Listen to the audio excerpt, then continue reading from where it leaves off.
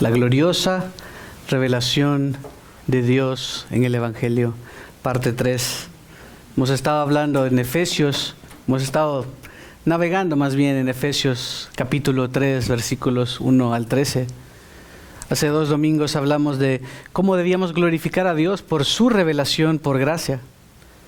El domingo pasado hablamos de cómo debíamos glorificar a Dios por revelar este misterio hermoso a la iglesia, del cual ahora somos partes, de que los gentiles ahora son copartícipes también con los judíos, de que no hay una salvación diferente, no hay un medio de llegar al Señor de manera diferente, pero el Dios es el mismo.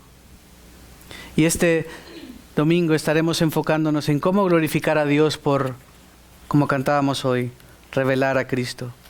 Que el Señor nos muestre a Cristo, que abramos nuestros corazones para verdaderamente gustar y saborear a nuestro Cristo, que podamos ver las riquezas de tener a Cristo y la tristeza, la simplemente desesperación o desesperanza de no tener a Cristo. Vamos a Efesios capítulo 3, voy a leer del versículo 1 para recordar: por esta causa yo, Pablo, prisionero de Cristo Jesús, por amor de ustedes los gentiles. Y luego Pablo hace una pausa, del versículo 2 al 13. Dice: si en verdad han oído de la dispensación o de la administración de la gracia de Dios que me fue dada para ustedes, que por revelación me fue dado a conocer el misterio, tal como antes les escribí brevemente. Había mencionado acerca de este misterio en el capítulo 1 y tal vez también Pablo había escrito otra carta al respecto. En vista de lo cual, dice, leyendo, podrán entender mi comprensión del misterio de Cristo, que en otras generaciones no se dio a conocer a los hijos de los hombres, como ahora ha sido revelado a sus santos apóstoles y profetas por el Espíritu. A saber, que los gentiles son coherederos y miembros del mismo cuerpo, participando igualmente de la promesa en Cristo Jesús mediante el Evangelio. Antes no había acceso, antes estaba velado, antes era un misterio, pero el plan de Dios estaba ahí. Y a partir del versículo 7, este domingo, estaremos del 7 al 9, comienza diciendo: es de este evangelio que fui hecho ministro, conforme al don de la gracia de Dios que se me ha concedido, según la eficacia de su poder. A mí, que soy menos que el más pequeño de todos los santos, se me concedió esta gracia: anunciar a los gentiles las inescrutables riquezas de Cristo y sacar a la luz cuál es la dispensación o administración del misterio que por los siglos ha estado oculto en Dios, creador de todas las cosas. Pablo está haciendo una defensa de su apostolado, está sobrecogido por lo que va a decir y va a orar por los efesios. Pero antes de orar, antes de decir lo que va a hacer y lo que va a proseguir a decir en el versículo 14, cuando dice: por esta causa doblo mis rodillas delante de Dios, comienza a defender su apostolado, lo que Dios le había dado. Y nótense que aunque era judío de judíos, griego de griegos, aunque era un referente, Pablo, aunque fue un referente, aunque Dios le usó de una manera muy grande, en todo momento Él da la gloria a Dios. En todo momento nunca lo hace algo acerca de Él. Incluso cuando defendía es porque tenía que hacerlo, porque el Evangelio estaba en riesgo o el nombre de Cristo iba a ser vituperado. Pero vamos a aprender algunos principios básicos, pero a lo que vamos a llegar es que debemos glorificar a Dios por revelar a Cristo. Es lo que Pablo está haciendo acá. Quiere exaltar a Cristo, quiere exaltar la maravillosa sabiduría de Dios a través de Jesucristo. Sabiendo que en Jesús, sabiendo que en Él están escondidos todos los tesoros de la sabiduría y el conocimiento. Sabiendo que no hay nada más grande. Esto no es algo que alguien hubiera podido diseñar porque no hace sentido. Las religiones humanas es más fácil hacerlo o conseguir algo y uno quiere tener algo de participación. Pero acá hay cero participación. Pablo no se está llevando ningún mérito. Y acá en el primer versículo vamos a ver 2 principios, pero comencemos en el versículo 7. Dice: es de este evangelio. ¿Cuál evangelio? Versículo 6, a saber que los gentiles son coherederos y miembros del mismo cuerpo, participando igualmente de la promesa en Cristo Jesús mediante el Evangelio. Está diciendo, no hay dos pueblos. Esto también, como vimos y como cantábamos y como leímos en el Salmo 87, el Señor va a cumplir las promesas a Israel y nosotros vamos a mantener nuestra nacionalidad. El Señor siempre habla de naciones. En Apocalipsis están las naciones, pero en cuanto a salvación, no hay dos tipos de salvación. No hay la salvación del Antiguo Testamento, no hay la salvación del Nuevo Testamento. Realmente siempre fue por gracia, por medio de la fe. El padre de la fe fue Abraham, cuando incluso no se había dado toda la ley y todo lo que ahora conocemos, el sistema sacrificial. Y es el referente de ellos. Y el Señor revela un misterio que estaba ahí, era parte, pero la revelación, si vamos leyendo desde el Antiguo Testamento hasta el Nuevo Testamento, se conoce en teologías, la revelación ha sido progresiva. Pero esto no quiere decir que, como algunos hacen hoy, que reinterpretan el Antiguo Testamento, porque esto quería decir esto, y hay muchas implicaciones con esto. Realmente el Nuevo Testamento no reinterpreta el Antiguo Testamento, diciendo que Israel es la iglesia. Esto no lo dice la Escritura. La revelación progresiva es que Dios fue revelando poco a poco, en una progresión, cada vez más. Pero eso no implicaba que los santos de ese entonces no podían ser salvos. Eso no implicaba que los santos de ese entonces necesitaban la comprensión que hoy tenemos de la Escritura para entender la Escritura. El Señor les dio a cada uno en cada época, en cada administración de la gracia de Dios, y usamos la palabra que usa Efesios, lo que necesitaban para la vida y la piedad en ese entonces.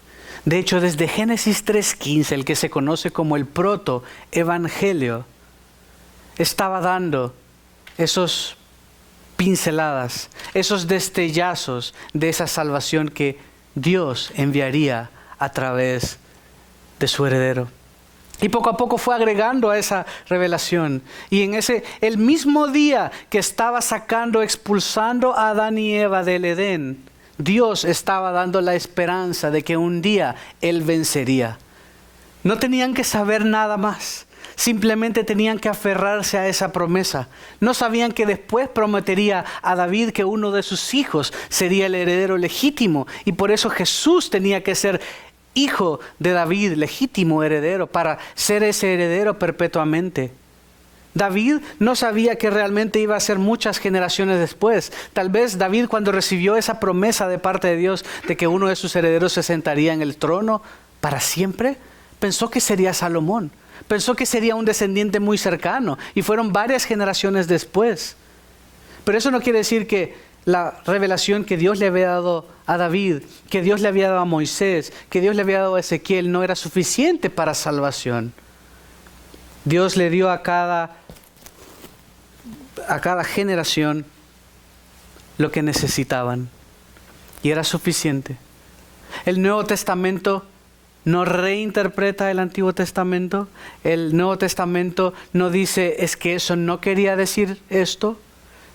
Muchos dicen que porque Hebreos habla de que el Antiguo Testamento eran sombras de lo que había de venir, que todo el Antiguo Testamento quiere decir otra cosa y que siempre la iglesia estuvo. Y no, la iglesia se fundó en Hechos 2 con la venida del Espíritu Santo en Pentecostés. La iglesia no estaba en el Antiguo Testamento. Este misterio estaba ahí, que sería revelado hasta este momento, hasta después de que Jesús viniera, hiciera posible el comienzo de este nuevo pacto para nosotros, porque Él tenía que pagar y cambiar y poner la ley de Él en nuestros corazones, que sí tenemos ahora una ventaja por sobre los santos del Antiguo Testamento, porque ni siquiera por sobre todo, pero el Espíritu Santo venía sobre reyes, sacerdotes, profetas, y se iba. Y tenían que cumplir con ese sistema sacrificial, pero realmente nunca se trataba acerca de eso. El Señor siempre quería su corazón. Dice, este pueblo de labios me honra, pero su corazón está lejos de mí. Nunca se trató de cumplir la ley. Se trató siempre de amar al Señor tu Dios con todo tu corazón, con toda tu alma, con todas tus fuerzas. Por eso David podía, aunque fue terrible David, pero se arrepintió. Y el Señor dijo que era un hombre conforme a su corazón.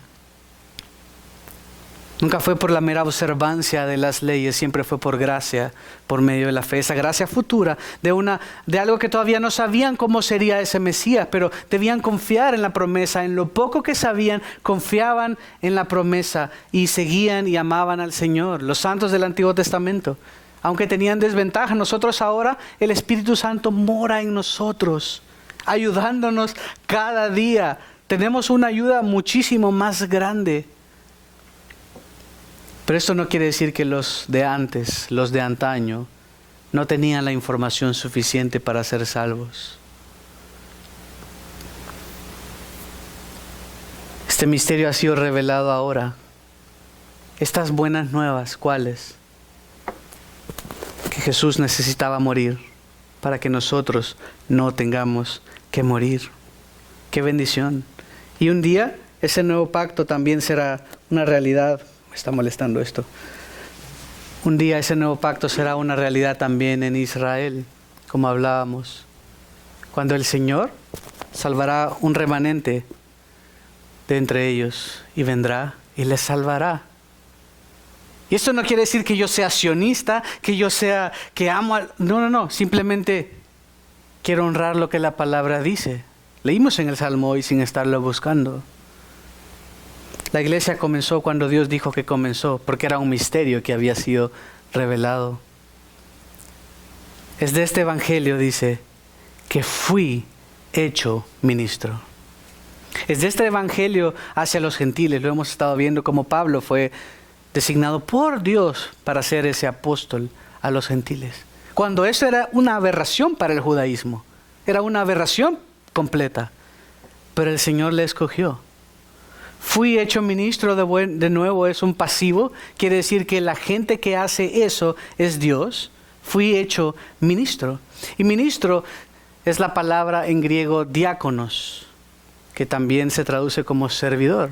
Hoy usamos el término diácono, pero también es sinónimo de servidor. Un día esperamos ordenar también diáconos acá. ¿Y qué es un diácono? Un servidor. Eso es. Suena más bonito la palabra diácono, pero es esto. Es un servidor. De manera especial, reconocido por la iglesia, reconocido por la congregación. Pero Pablo ni siquiera está diciendo a veces lo dijo, a veces defendió su apostolado. Acá está diciendo, yo simplemente soy un servidor. Yo simplemente soy alguien que sirve. Miren en Primera de Corintios, capítulo 3, versículo 5. Luego vamos a regresar a Colosenses.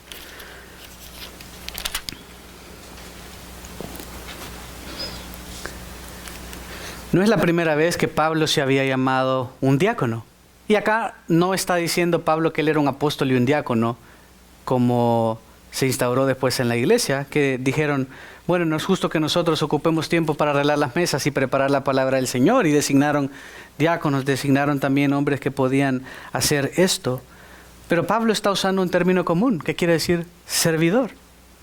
Y dice, ¿qué es Apolos? ¿Y qué es Pablo? Porque había un debate ahí en la iglesia. Servidores, mediante los cuales ustedes han creído, según el Señor dio oportunidad a cada uno. Y eso es lo primero que quería resaltar de este texto, sacando de lo que está ahí.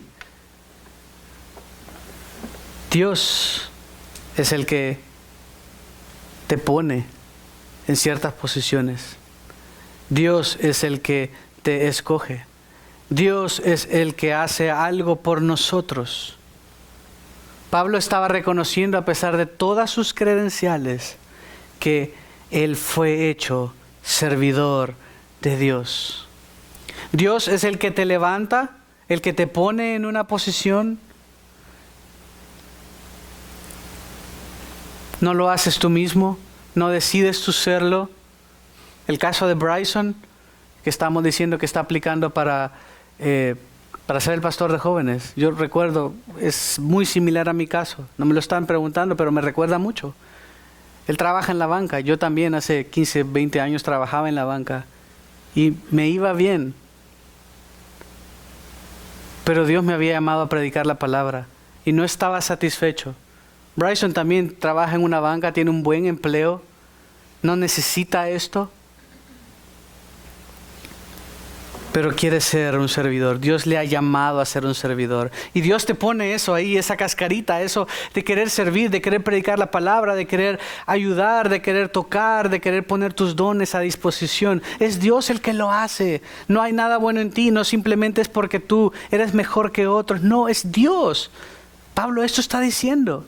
Es de este evangelio que fui hecho ministro, que fui hecho servidor. Si regresamos a Colosenses, digo porque está más cerca de Efesios, en Colosenses 1, versículos 23 y 25 dice: esto Él hará si en verdad permanecen en la fe, bien cimentados y constantes, sin moverse de la esperanza del evangelio que han oído, que fue proclamado a toda la creación debajo del cielo, y del cual yo, Pablo, fui hecho ministro. 25. De esta iglesia fui hecho ministro, conforme a la administración de Dios, que me fue dada para beneficio de ustedes, a fin de llevar a cabo la predicación de la palabra de Dios. Regresemos a Efesios 3. Hermano, Dios es el que te pone en diferentes situaciones. Dios es el que te selecciona para ser usado para Él. Si una persona un pastor, un líder, alguien te invita a servir, es Dios el que lo está haciendo a través de esto. Dios te está ayudando a ver este don, este talento o esta necesidad que hay tal vez. Pablo reconoce, fui hecho ministro, yo no soy. Yo les estoy diciendo esto y estoy sobrecogido porque ¿por qué a mí? ¿Por qué a mí? ¿Por qué Dios me permitió entender este misterio? Porque vimos la semana pasada en los versículos anteriores que dice que comprendan mi comprensión, ¿recuerdan? Que entiendan mi comprensión del misterio, lo que yo he entendido, lo que Dios me ha dado. Y dice, yo fui hecho ministro de este evangelio. Dios nos coloca en posiciones, en lugares, en circunstancias para hacer su obra.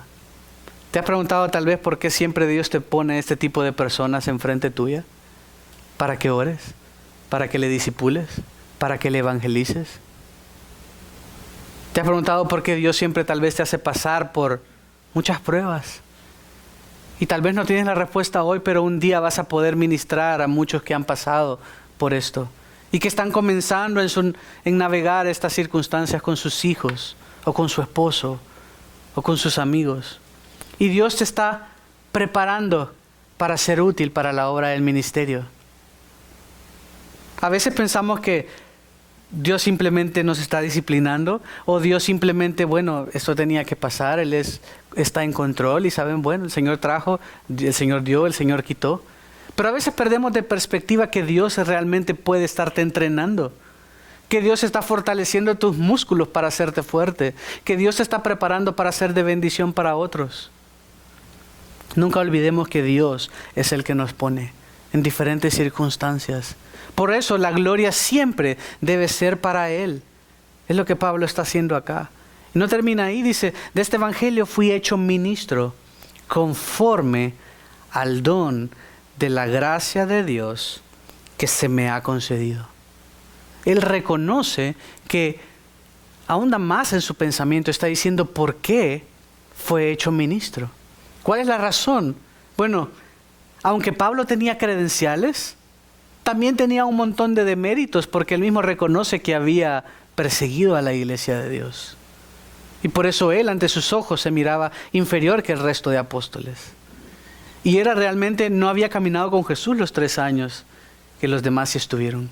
Se sentía como un abortivo, como él dice, porque él era diferente. No era porque él se lo había ganado.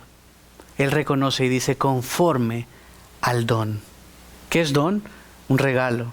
Conforme al don de la gracia de Dios. Lo que sea que estés haciendo hoy, lo que Dios te ha dado, los dones y talentos que Dios te ha dado, es conforme al don de la gracia de Dios. Es Él que te lo ha dado para su uso, para su gloria, para la edificación de la iglesia. No es algo que ganaste. Aquí en ningún momento Pablo está diciendo porque yo me lo gané, porque es que la verdad es que yo sí estudié mucho y me preparé y le he echado ganas. Entonces el Señor vio él y dijo, no, este sí, lo voy a reclutar porque se ve que es pilas. No. Sí es cierto que había estudiado, sí es cierto que se había preparado y Dios usó toda esa preparación para su gloria, sí es cierto. Pero lo escogió a pesar de haber estado ahí. Tal vez hasta se burló de que habían matado a Esteban. A pesar de haber entrado casa por casa, arrastrando de los pelos a los hombres y a las mujeres que decían ser cristianos. Había perseguido a la iglesia. Hasta que el Señor, cuando Pablo no le buscaba, le dice, Saulo, Saulo, ¿por qué me persigues? Y tiene un encuentro con el Señor. Este don de la gracia de Dios que se le había concedido a él. Miren en 1 Corintios 15:10. Luego iremos a Hechos. 1 Corintios 15:10.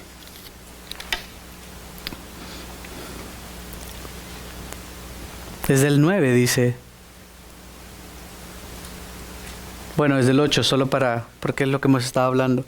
Y al último de todos, como a uno fuera de tiempo, se me apareció también a mí. Otras versiones lo traducen como un abortivo. Pero yo soy el más insignificante de los apóstoles, que no soy digno de ser llamado apóstol, pues perseguí a la iglesia de Dios. Pero por la gracia de Dios soy lo que soy. Y su gracia para conmigo no resultó vana. Antes bien he trabajado mucho más que todos ellos, aunque no yo, sino la gracia de Dios en mí. Qué hermoso reconocer esto. Qué hermoso tener esa actitud. Que lo que sea bueno que haya en ti, que lo que sea de fruto que salga de tu vida, que nunca pienses que es por tu propio esfuerzo. Que reconozcas que Dios te lo ha dado. Dios te dio estos dones. O Dios te ha dado este hambre por la palabra. O Dios te hizo este cambio de mente. Es Dios, es lo que Pablo está haciendo. Es lo que nos está invitando a reconocer. En Hechos capítulo 9, versículo 15 también.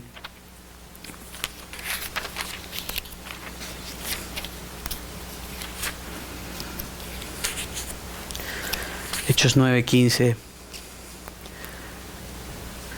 Justo en la conversión de él dice, pero el Señor le dijo, ve, porque él es mi instrumento ungido. Esto es hablando a Ananías, porque Ananías dice, ¿cómo voy a ir donde este que está persiguiendo a la iglesia? ¿Cómo? Esto no hace sentido. Y le dice, ve, él es mi instrumento escogido. Por eso Pablo dice, se me ha concedido. Él sabía que él no tenía mérito alguno para llevar mi nombre en presencia de los gentiles, de los reyes y los israelitas, porque yo le mostraré cuánto debe padecer por mi nombre. El Señor había hecho esto en Pablo. Y se los leo yo rápido para regresar a Efesios. Si quieren regresen a Efesios. Romanos 12:3 dice, porque en virtud de la gracia que me ha sido dada, digo a cada uno de ustedes que no piense de sí mismo más de lo que debe pensar, sino que piense con buen juicio según la medida de fe que Dios ha distribuido a cada uno. Es esta manera como debemos pensar de nosotros. Señor, tú me has dado todo esto. Gracias. Es para ti, es por ti. La gloria solo es para ti. Nadie más merece esta gloria. Solo tú, Señor.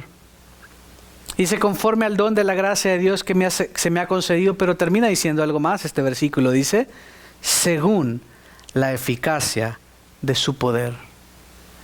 Según la eficacia también se puede traducir como la acción o el trabajo de su poder.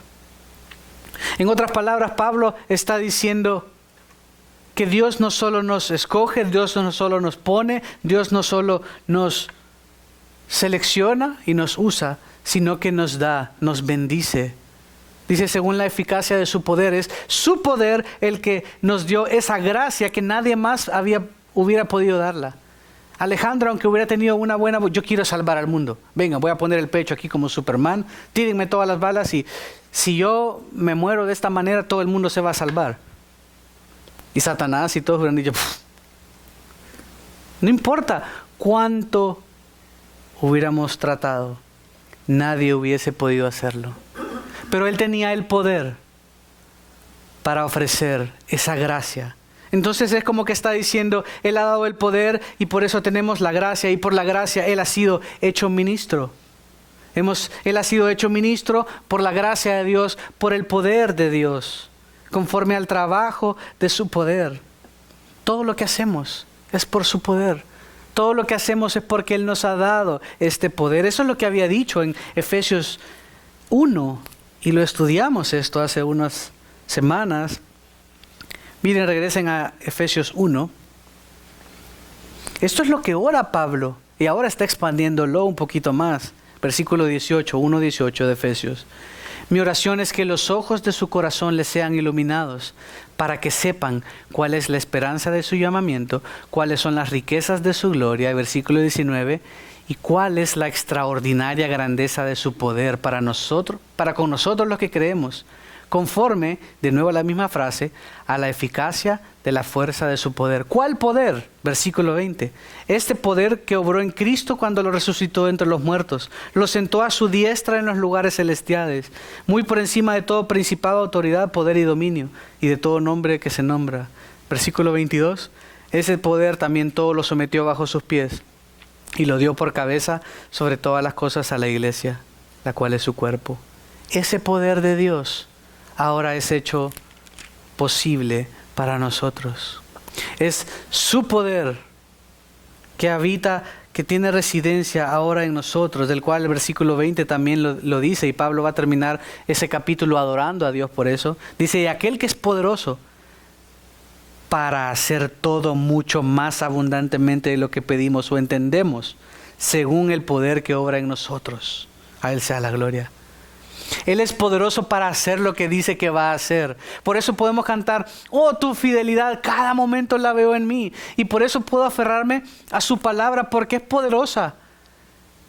Regresando a la ilustración de Alejandro poniendo su pecho, aunque sea el hombre más fuerte del mundo, no tiene el poder para salvar a todo aquel que le busque para salvación. Pero Dios tiene el poder de salvarte. Y no solo tiene el poder de salvarte, quiere hacerlo. Y no solo tiene el poder y quiere hacerlo, lo hizo posible a través de enviar a su Hijo Jesús para pagar en nuestro lugar. Eso es poder. Eso es poder. Tal vez tú te sientes que no puedes salvar a todo el mundo. Tal vez hay alguno que está en luchas sociales y uno siente que son tantas cosas, que son tantos huérfanos, que son tantas pandillas, tantas personas en necesidad. Yo no puedo salvar a todo el mundo. Quisiera poder hacerlo, pero yo no puedo hacerlo. Pero quien sí puede hacerlo es Jesús. Es ese poder que reside en nosotros. A veces se nos olvida que el mismo Espíritu Santo que levantó a Jesús de entre los muertos, le sentó a la diestra de Dios y le puso por sobre todo. En la gran comisión comienza diciendo así Jesús, toda autoridad, toda potestad me es dada. Por tanto, vayan y hagan discípulos de todas las naciones, bautizándolos en el nombre del Padre, del Hijo y del Espíritu Santo. Yo estaré con ustedes todos los días hasta el fin del mundo. Esas son palabras poderosas.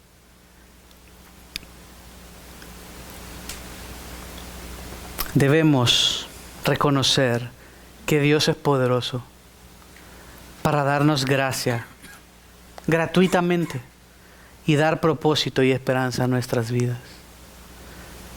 Debemos reconocer que Él tiene el poder para darnos su gracia y hacer de nosotros lo que quiera hacer. Hay una canción, no me acuerdo, pero dice, haz de mí, una canción antigua, haz de mí lo que tengas que hacer, barro en tus manos, yo quiero ser. Siempre me gustó porque siempre se lo cantaba, Señor, haz de mí lo que tú quieras hacer. Esta debería ser nuestra oración, Señor, Tú tienes el poder. Tú sabes mejor.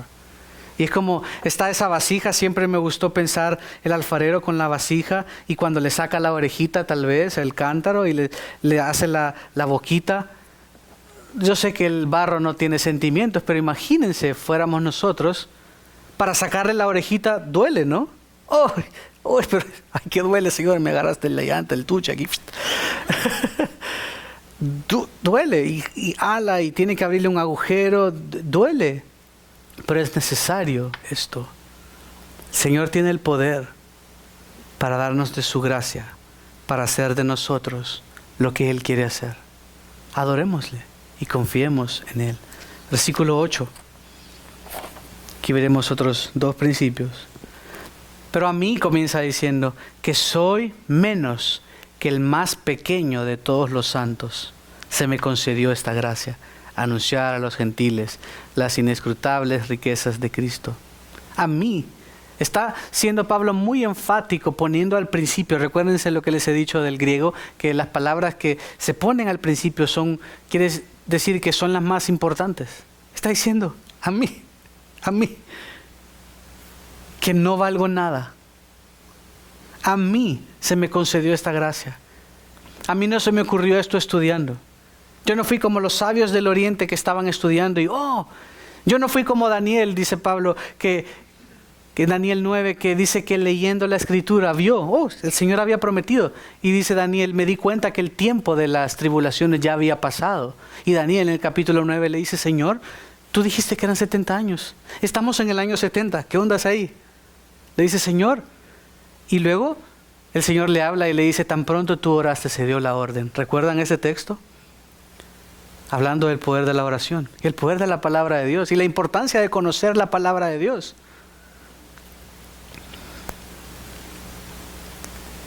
Pablo reconoce que a él no fue como Daniel que estaba leyendo y, sí, yo fui sabio y wow. No, a mí, que soy menos que el más pequeño.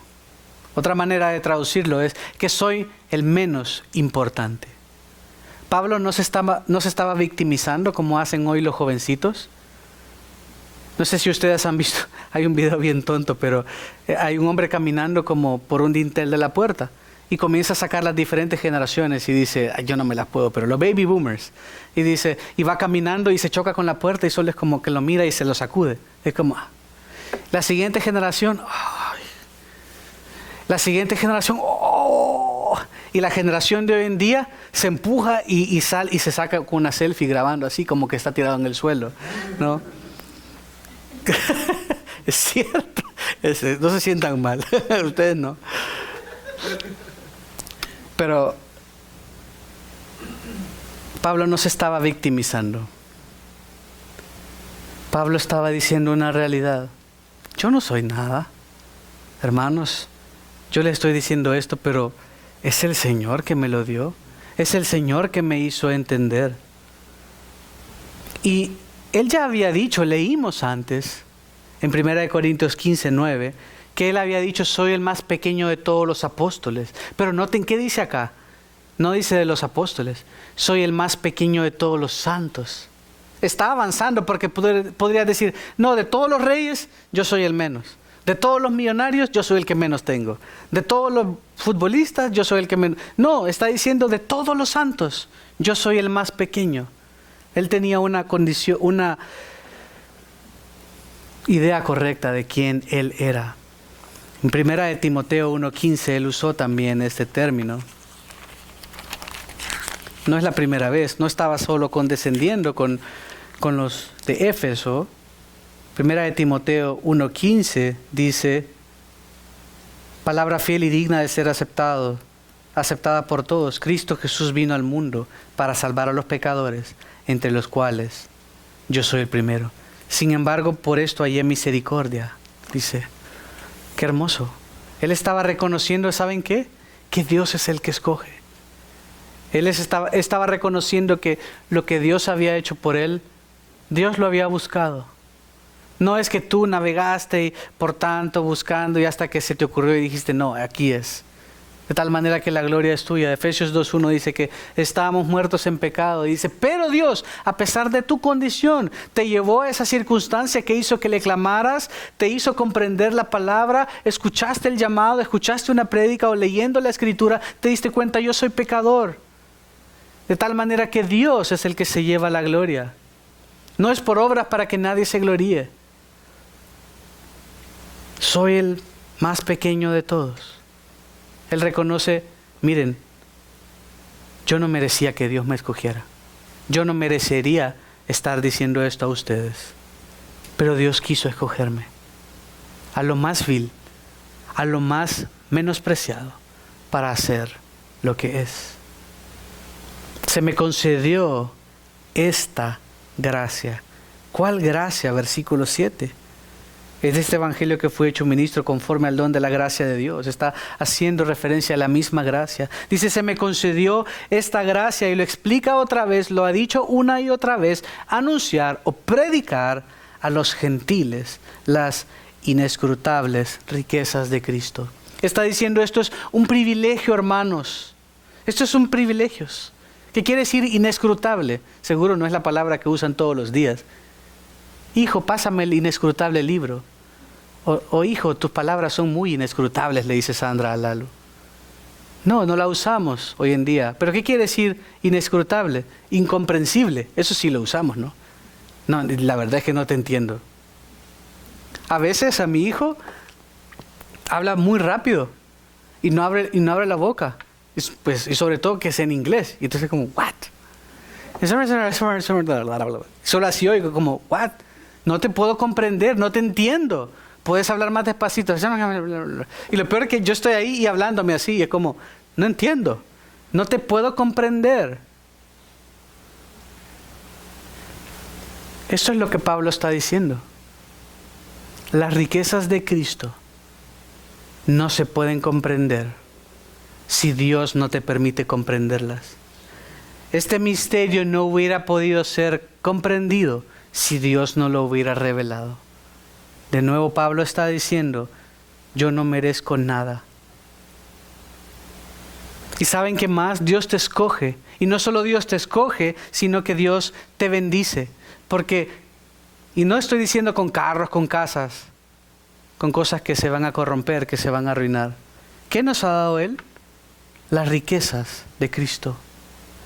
Porque ahora en Cristo tenemos riquezas. Efesios 1:3 dice que hemos sido bendecidos con toda bendición espiritual en los lugares celestiales. Ahora en Cristo somos ricos. Ahora en Cristo, aunque eres pobre, eres rico. Aunque eres débil, eres fuerte. Si eres humilde, Él te enaltece. Si no tienes padre y madre, el Señor está contigo. Aunque todos te dejen, el Señor te va a recoger. Aunque alguien importante haya sido infiel contigo, el Señor siempre va a ser fiel. En Cristo eres rico. En Cristo no eres huérfano. En Cristo eres pleno. Y Dios le había dado esta gracia de anunciar a los gentiles, aquellos que naturalmente en el judaísmo no hubieran podido tener este acceso. Dios le reveló que en Cristo ahora era posible para nosotros acceder al Padre. No era a través de una religión, no era a través de un templo hecho por manos humanas. Por eso ese velo del templo se rasgó.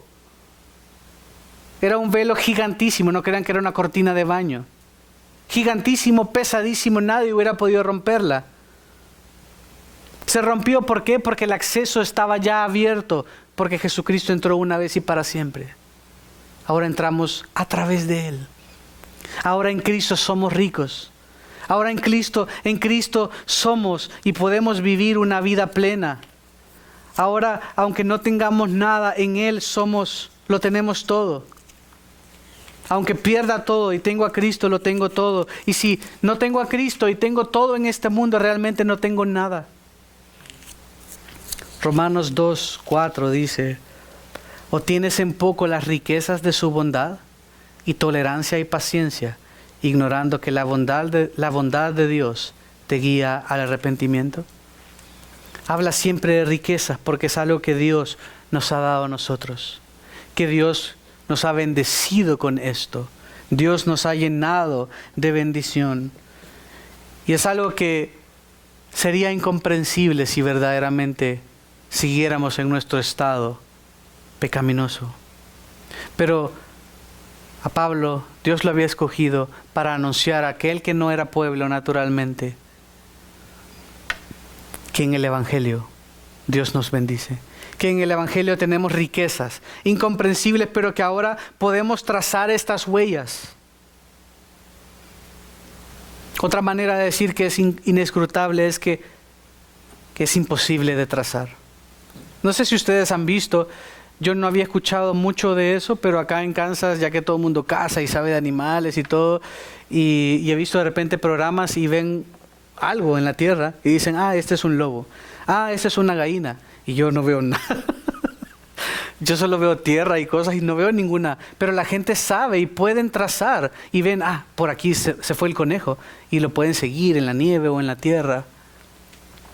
Es imposible de trazar, imposible de comprender las riquezas de Cristo afuera de Cristo mismo. Pero ahora en el Evangelio podemos entender y nos damos cuenta que este camino es trazable a través de Cristo y podemos comprender, y el Espíritu de Dios mora en nosotros y nos da el poder para comprender y aplicar. Por lo tanto, debemos reconocer que Dios escoge a lo más vil. ¿Saben para qué? Para bendecirnos. No solo Dios nos salvó de la ira venidera, sino también nos dio todo lo que necesitamos. Aunque a veces recuerden, lo que necesitamos no es necesariamente lo que más vamos a querer, pero Él sabe mejor. Y es ahí el balance que siempre tenemos que tener y recordar que Él está en control, que Él no nos escogió para hacernos miserables, Él nos escogió para darnos vida, Él nos escogió para darnos plenitud, Él nos escogió para darnos esperanza. Para que, aunque seas un ministro a tiempo completo o no lo seas, o seas un maestro, o sea, lo que sea que hagas, todo lo que hagas debe ser para el Señor, para que Él reciba toda la gloria. Y es ahí donde nuestro sentido, donde nuestra seguridad está. Radica no en que tenga un buen jefe o que vaya a ver que me dé un aumento, radica en que yo voy a hacerlo todo para mi Señor. Por eso los cristianos debemos ser los mejores trabajadores, los mejores estudiantes, no para llevarnos todos los galardones, sino para que Dios sea exaltado. Él me ha bendecido y ahora quiero hacer esto. Quiero esforzarme. Uno, por no ser flojo, porque el Señor me manda que debo ser diligente como la hormiga. Y dos, para exaltarlo a Él, para honrarlo. No tienes que estar a tiempo completo en el ministerio, sirviendo en la iglesia para hacer esto. Lo que sea que hagas. Nos contaba el otro día cómo había un hombre marcando las calles, ¿no? Hacen las calles y tienen que marcarlas y las hacían un poco chuecas. Y él andaba ahí corrigiéndole. A eso me refiero. Y ¿qué tienes? Una manchita. Y ¿qué tienes? Y ni se va a ver. Si lo que importa es que la gente más o menos vea dónde va. Es para el Señor. Es para el Señor. Sí, el jefe no se va a dar cuenta, pero ¿saben quién sí? El Señor.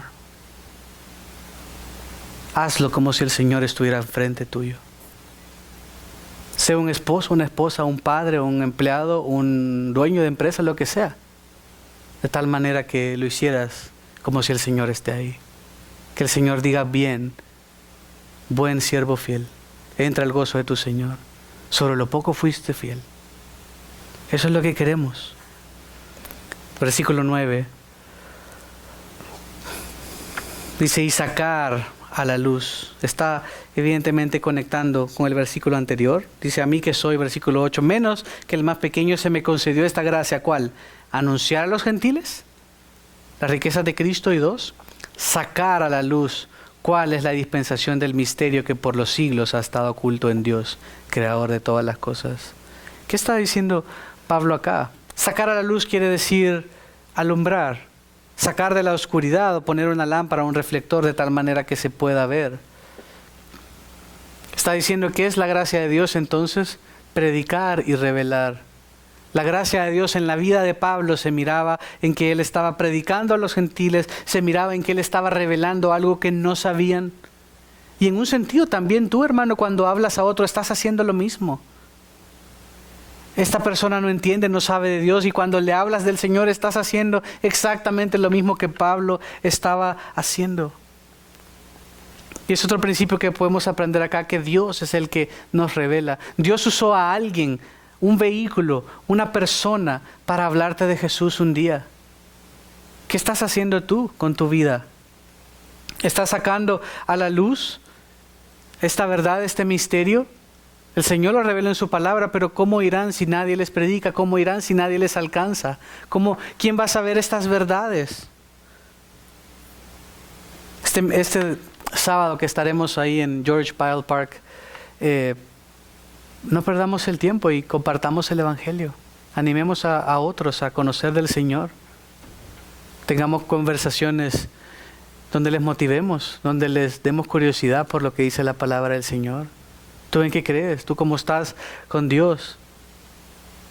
¿Dónde estarás ahora en la noche si el Señor te quita la vida hoy mismo? Hazles pensar, háblales acerca de la verdad, habla de lo que el Señor ha hecho en tu vida. ¿Qué tal si es la única oportunidad que tiene de escuchar la verdad? ¿Realmente te quedarás con una conversación acerca del clima? Saca a la luz esto. Deja que Dios te use como herramienta para revelar su verdad. Pablo dice, y sacar a la luz cuál es la dispensación del misterio que por siglos ha estado oculto en Dios. Y hemos estado leyendo esto, pero solo para repasar Romanos 11, 25, dice, porque no quiero, hermanos, que ignoren este misterio, que no sean sabios en su propia opinión, que a Israel le ha acontecido un endurecimiento parcial hasta que haya entrado la plenitud de los gentiles. Así todo Israel será salvo, tal como está escrito. Este misterio que está siendo revelado de parte de Dios. Y acá dispensación no quiere decir administración como lo usamos antes, sino es un acuerdo. Sacar a la luz cuál es el acuerdo, cuál es lo que Dios quiere revelar, cuál es ese punto esencial que Dios quiere revelar. Algo que por los siglos ha estado oculto en Dios.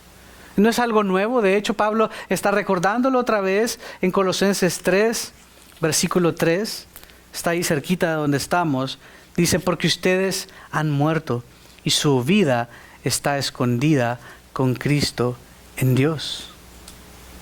De esa misma manera que nosotros estamos escondidos con Cristo en Dios. Este misterio había estado oculto. Es de nuevo un pasivo divino indicando que Dios es el agente implícito. Por siglos había estado oculto, Dios no lo había revelado, pero Dios acá es el que revela. Dios es el que revela, Dios es el que habla, Dios es el que escoge, Dios es el que transforma, Dios es el que equipa, Dios es el que da la gracia, Dios es el que nos bendice. Dios es el que hace todo esto. ¿Cuál Dios? El creador de todas las cosas. Apocalipsis 4:11 nos recuerda esto.